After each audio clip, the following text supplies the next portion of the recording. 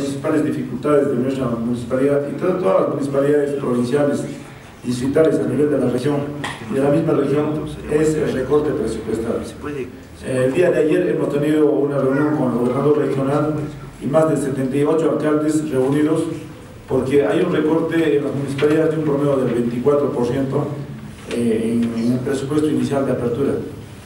Eso significa en nuestra municipalidad casi 10 millones de recorte presupuestal. Y también a nivel, digamos, de todas nuestras municipalidades de la región son 178 millones menos de inversión para este año 2016. ¿Debido a qué?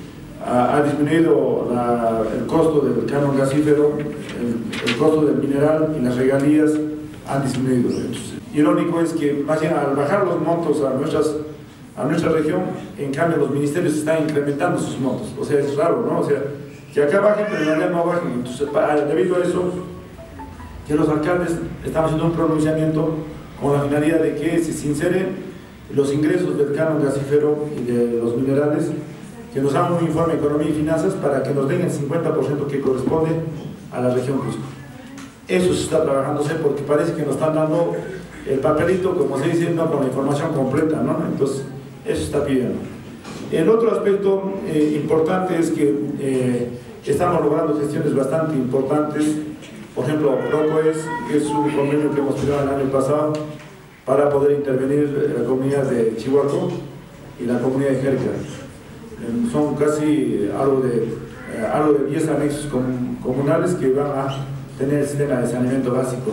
A 12 millones de inversión que se está incorporando. Esas son gestiones, es trabajo nuestro que está dando resultados.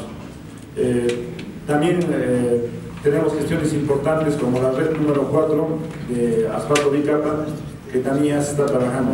Mejorar la vía a Jehuar, a la zona de Santa Bárbara, con más de 400.000 soles en convenio con el gobierno regional. Igualmente estamos invirtiendo con más de 400.000 soles la zona de Sicuani, Uyurmiri, Pataranza hasta Santa Bárbara.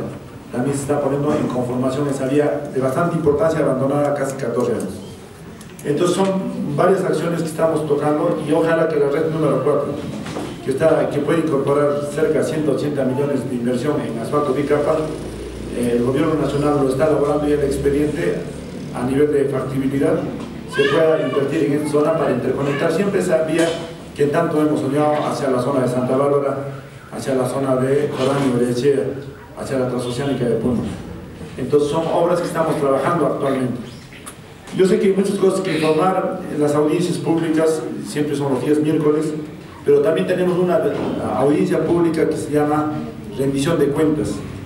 Esta rendición de cuentas vamos a hacerlo el día de viernes a partir de las 10 de la mañana, para lo cual quedan invitados, sobre todo los dirigentes, a que estén presentes, vean cómo ha manejado el presupuesto de la municipalidad, qué gestiones se han logrado, cuáles son los proyectos en camino que se están ejecutando, cuáles son las dificultades que tiene nuestra municipalidad y también escuchar a la población de cuáles cosas podemos superar para ser más eficientes y poder trabajar de la mejor manera.